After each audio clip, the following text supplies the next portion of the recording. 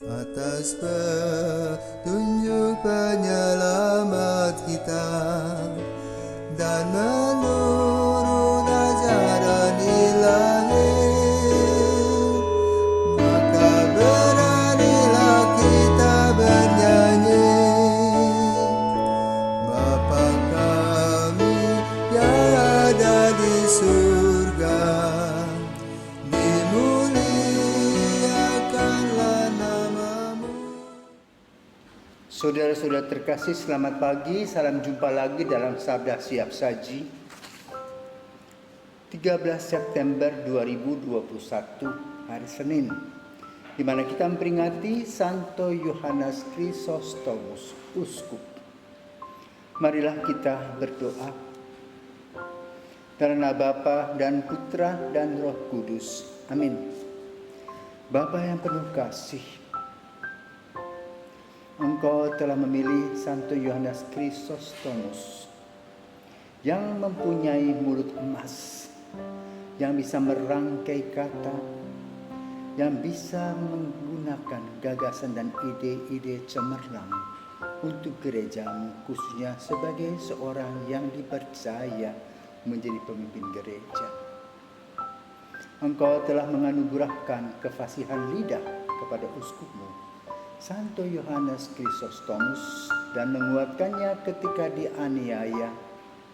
Semoga kami dibimbing oleh pengajarannya dan dikuatkan oleh contoh ketabahannya, demi Yesus Kristus, Putramu dan pengantara kami yang hidup dan berkuasa bersama Bapa dalam persekutuan Roh Kudus sepanjang segala masa.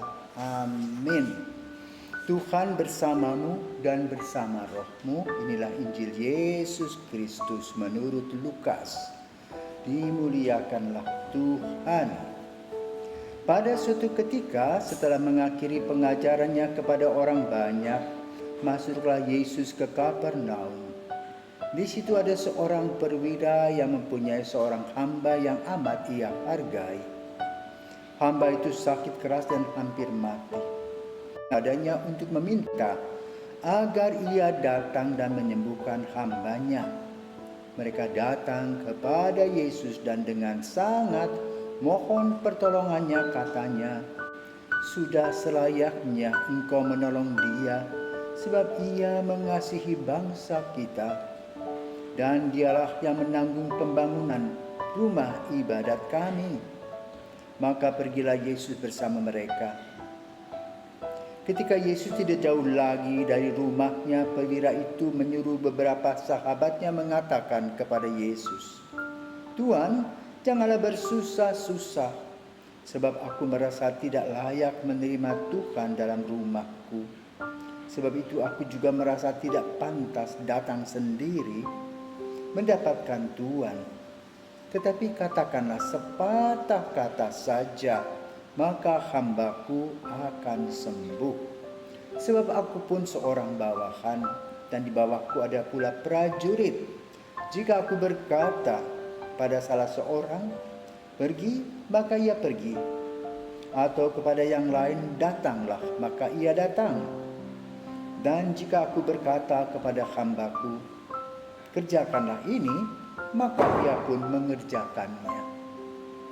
Mendengar itu heranlah Yesus akan dia. Sambil berpaling kepada orang banyak dan mengikutinya, ia berkata, "Aku berkata kepadamu, di Israel pun iman sebesar itu belum pernah kujumpai."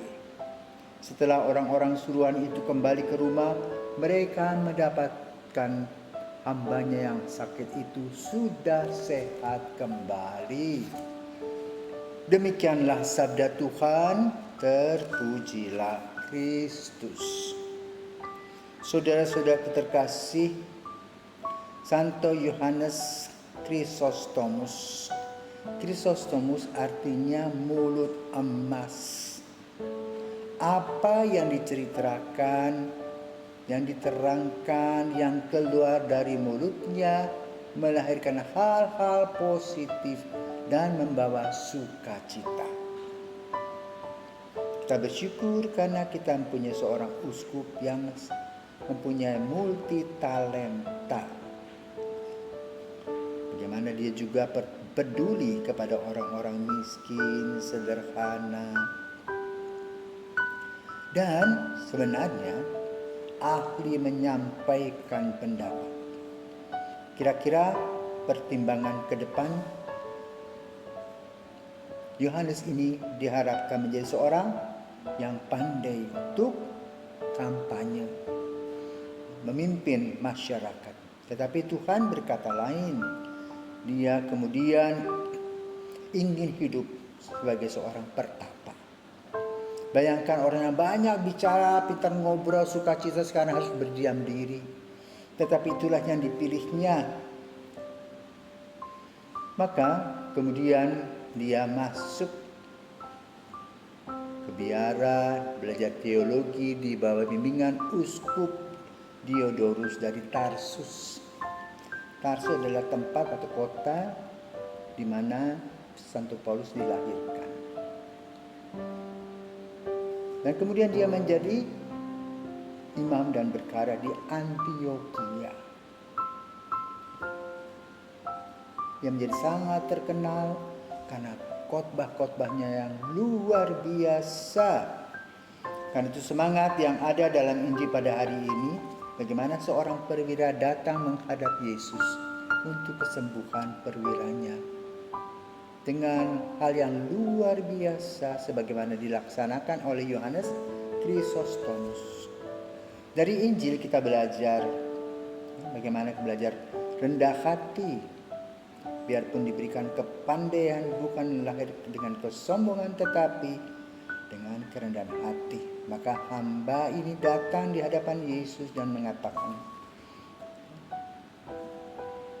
ya Tuhan, berkatalah sepatah kata saja maka hambaku akan sembuh. Dan ini menggambarkan kerendahan hati seorang perwira dan juga iman. Maka apa yang diminta kepada Yesus diberikan. Demikian pula kepada Santo Yohanes Chrysostomus. Tuhan Yesus memberikan begitu banyak pelayanan dan kasih, terutama bagi orang-orang yang miskin. Dan dia mengumpulkan semua apa yang dia miliki untuk orang-orang itu. Maka belajarlah seperti padi yang semakin berisi, semakin merunduk, memberikan cinta kepada siapa saja yang Tuhan beri dan Tuhan utus kepada kita. Santo Yohanes Chrysostomus telah menjadi teman kita yang berjalan dalam perjalanan dengan Yesus sahabatnya dan memberikan hal-hal positif dalam kehidupan menggereja.